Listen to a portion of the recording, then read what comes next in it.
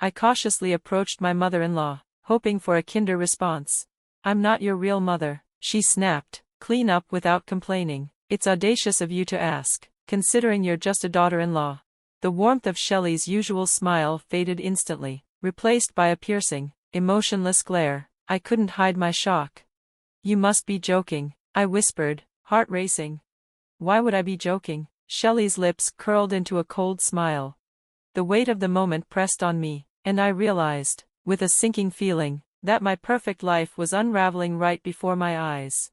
"I'm Kathleen. I met Elijah during my student years, working a part-time job. We quickly grew close, and after 5 years of dating, we decided to marry. We both worked at the same manufacturing company, and despite the demanding schedule, our bond only grew stronger. Every evening, after a long day, Elijah would meet me at the station, waiting patiently despite his own exhaustion. His smile when he saw me always lifted my spirits, and his kindness made even the most tiring days seem worth it. I felt lucky to have him, and happiness seemed to fill our everyday life.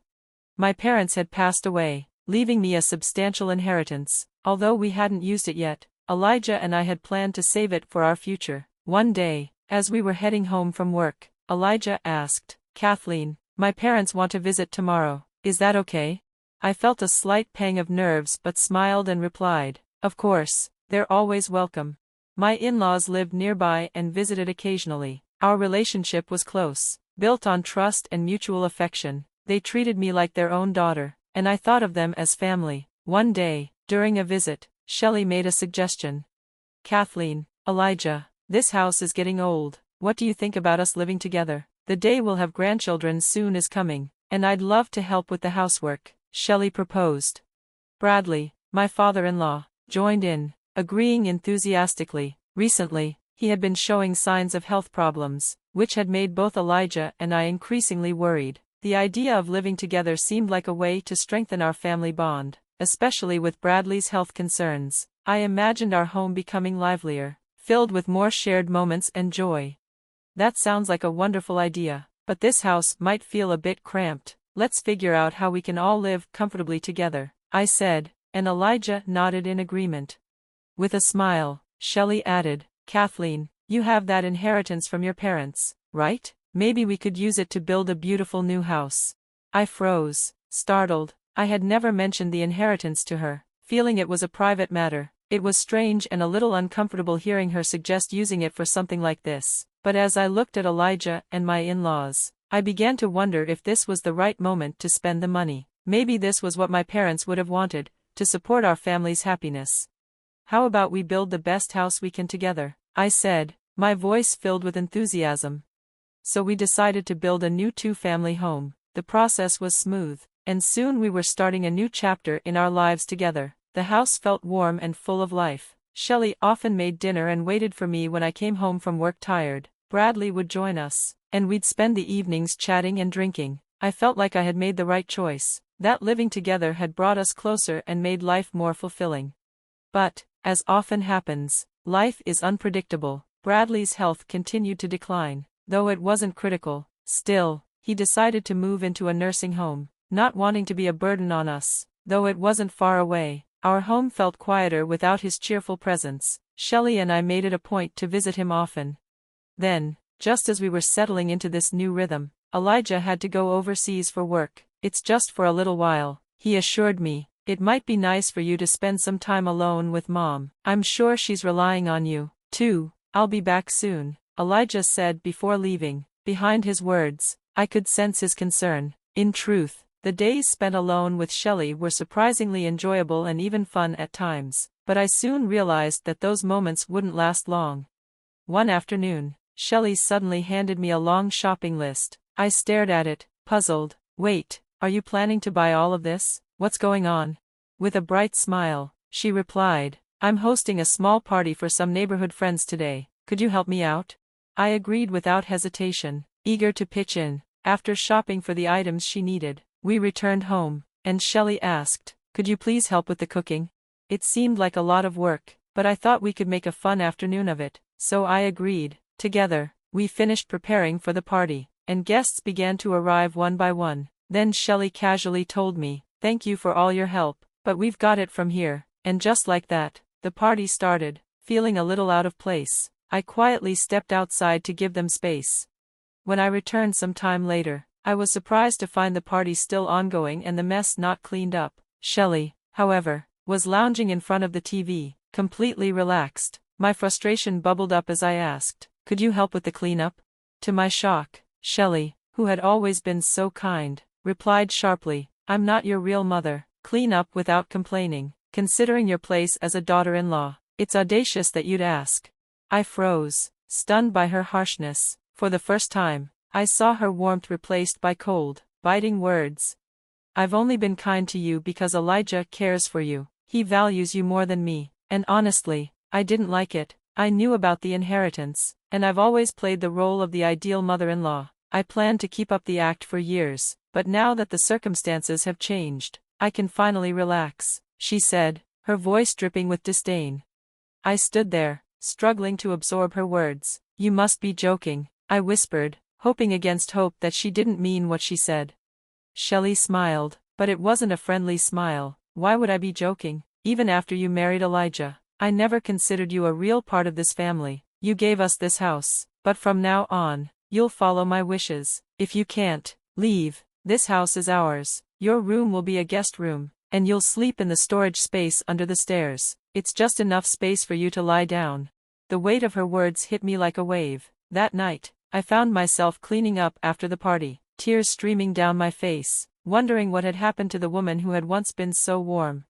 As the days wore on, Shelly's behavior grew more and more unbearable. Despite her cruelty, I found myself taking on more household chores, trying to meet her ever-growing expectations. No matter how busy I was, Shelly never helped. Every evening, when I came home late from work, I'd find the remnants of her tea parties with her friends, and it became my job to clean up. The hours would slip away as I scrubbed and tidied, and by the time I was done, I had barely enough time to sleep before waking up early to prepare breakfast. On the rare occasions I couldn't get breakfast ready, Shelly's complaints would echo through the house. One day, I overheard Shelly talking to her friends, mocking me with laughter. The words stung, and a wave of sadness and anger washed over me. The emotional toll of it all became too much to bear, and I finally requested some time off from work. While I still endured her verbal abuse and relentless chores at home, the brief respite during the day was a small relief. Then, one afternoon, after finishing my chores early, I found a quiet spot in the storage space under the stairs to rest. From there, I heard Shelly return with someone. It was Neil, a local resident and a close friend of Elijah. Since my father-in-law had moved to a nursing home, I noticed that Shelly and Neil had been spending more time together, and the nature of their interactions had always seemed a little too intimate for mere friendship. At first, I dismissed my suspicions, but something in the way they acted, exchanging glances and silent, knowing smiles, made me uneasy. I tried to push it out of my mind, but that day, from my hiding spot, I witnessed something that shattered my world. Shelly and Neil were kissing. The reality of it hit me like a ton of bricks. Shelly was having an affair, in our own house. My heart raced as I squeezed my eyes shut, covering my ears, hoping the scene would end quickly. I couldn't bear to watch any longer.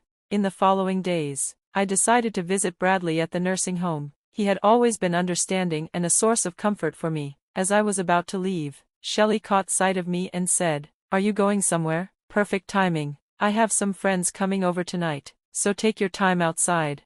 Her words, laced with an underlying tone that hinted at her connection with Neil, urged me to leave quickly. I rushed to Bradley's, seeking solace. When I arrived, he immediately noticed my distress and offered me a kind, comforting presence. I poured out my heart, telling him everything about Shelly and Neil's affair. Bradley listened intently, then, after a pause, spoke with gentle authority.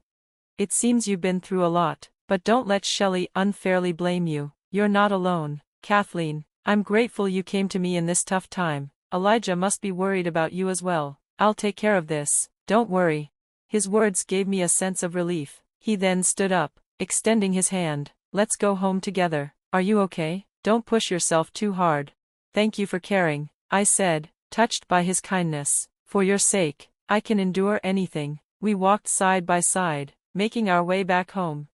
When we arrived, I noticed the visitor's shoes were still in place, left carelessly by the door. It seemed Shelly and Neil had assumed I wouldn't return so early. Without hesitation, Bradley stepped inside and headed straight for the room where Shelly and Neil were. Shelly looked stunned as her eyes widened. Neil, on the other hand, was visibly panicked. He scrambled to the window and jumped out barefoot. If he were truly just a friend, he wouldn't have reacted so dramatically.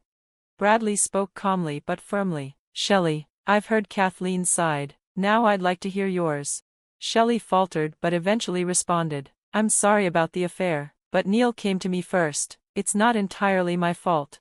Bradley sighed deeply, his voice steady. The problem is how you've treated Kathleen. Before Shelly could speak again, Bradley placed a set of divorce papers on the table. We're going to resolve this properly. I want you to leave today. Shelly's panic was evident. It was just a one-time thing. Why are you doing this? It's not fair to blame me completely. Why are we divorcing because of her story? Bradley took a breath, carefully choosing his words. I consider Kathleen my own daughter. As a parent, I know her emotions and thoughts better than anyone. It seems you don't understand that. Shelly fell silent, her gaze dropping to the floor. Leave now. If you're still here tomorrow, I'll call the police. Understand? Bradley's tone was unyielding. At his words, Shelly collapsed to her knees, overcome by the weight of the situation. On Bradley's advice, I spent the night at a nearby hotel to give myself some space. The following day, when I returned home, Shelly was gone. I learned she had moved into a small, run-down apartment in a neighboring town. She had drained all her money on elderly care expenses, and despite her age, was juggling multiple part-time jobs to make ends meet. A few days later, Elijah returned home. When I told him everything that had transpired, he was stunned. I had no idea any of this was happening. I'm relieved Dad was there when it all came out, he said, his voice filled with surprise. With Shelly gone, life slowly returned to normal. Our home, once filled with tension, began to feel peaceful again. In time, I couldn't help but think that perhaps this spacious house would soon have a new addition to the family.